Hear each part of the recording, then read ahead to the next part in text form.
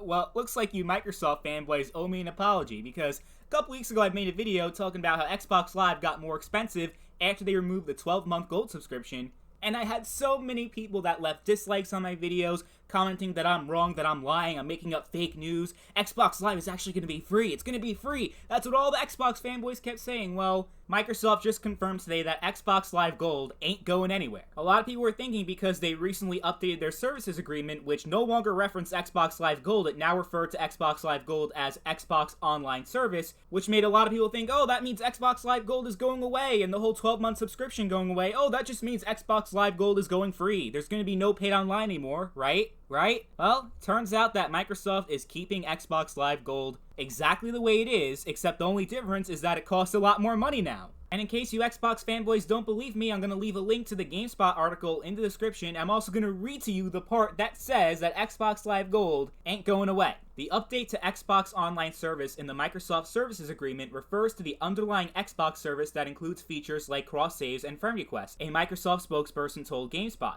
This language update is intended to distinguish that underlying service and the paid Xbox Live Gold subscription. There are no changes being made to the experience of the service or Xbox Live Gold. And there you have it. In plain English, Xbox Live Gold will still be a requirement in order to play games online. Now, there may be certain games like Halo Infinite that are going to be free to play that may be exempt from paid online. Sony already does this with games like Fortnite and other free-to-play games, so Microsoft is already lagging behind Sony on that regard, because if you try to play Fortnite on Xbox, you have to have an Xbox Live Gold subscription. But as far as Xbox Live Gold being a general requirement in order to play games online, that's not going to change. Even though PC gamers that use Xbox Live and play games like Halo Online on PC, they don't have to pay any subscription. Nor should they. But the fact that PC gamers can play their games no problem online, while the people who decide to buy the Series X console still have to pay a subscription, that tells you a lot about Microsoft's priorities right now, because their main priority is Game Pass. All their first-party games launch day one on Game Pass. Game Pass Ultimate includes Xbox Live Gold, and that's really what it is. They want people to buy Game Pass Ultimate, which is $120 for an annual subscription, while a year of Xbox Live Gold now costs $100. It's a $20 difference. Microsoft is trying to convince people to buy Game Pass Ultimate. That's exactly what it is. And if this doesn't convince Xbox fanboys not to buy an Xbox Series X, I don't know what will. You're better off just getting a PC. You have much more freedom in how to customize your gaming experience, because on a console you can't really do that. Microsoft tells you what to do, and what frame rates and resolution you're able to run your games at. And mods, that's very limited on console, so there's so many more things you can do on PC that you cannot do on a console.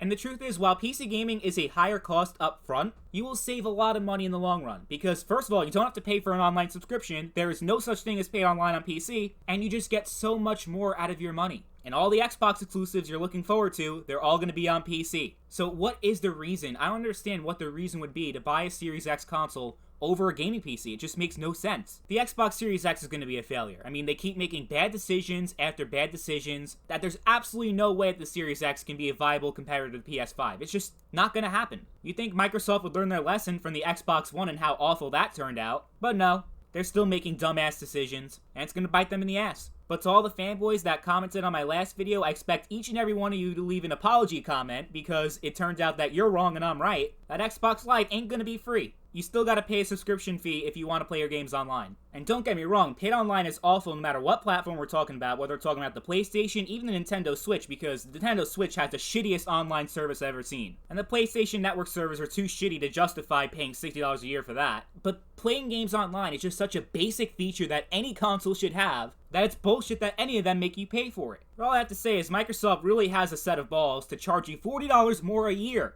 from $60 to $100. Like, are they out of their fucking minds? That's only going to make more people abandon their Xboxes and buy a PlayStation. Or better yet, a gaming PC. Microsoft is treating their PC customers a lot better than their console users, so why should anyone buy their shitty console? It's a scam. And if you still plan on buying a Series X after all this, I'm sorry, but you're not that bright. I guess for most of the Xbox fanboys it doesn't matter anyway because it's not their own money, it's their parents' credit card, but still, anyone with half a brain can realize that's just not worth it. It's not worth getting an Xbox Series X, because the value just isn't there. You're so much better off just getting a PlayStation 5 if you really want to get a console, but better yet, get a gaming PC. Because if you do buy a Series X, you're gonna regret it, because it'll be a total waste. So let's see how many angry Xbox fanboys I'll get in the comments and how many dislikes I'll get. But in 2020, these Xbox fanboys really have nothing to argue for. They have nothing to fight for, because the Xbox brand is worthless. The Xbox console is worthless.